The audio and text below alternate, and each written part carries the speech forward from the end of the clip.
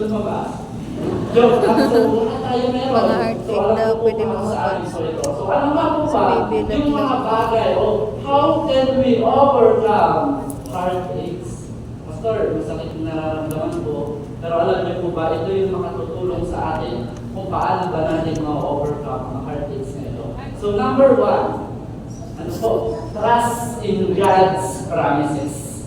Ang unang-unang dapat gawin ng isang tao po na merong dinadamdam, nasasaktan, is panghawakan o pagtiwalaan ang mga pangako ng Diyos sa kanyang buhay. Amen po ba? Kasi marami po sa atin alam lang itong sinasabi na ito na trust in God's promises.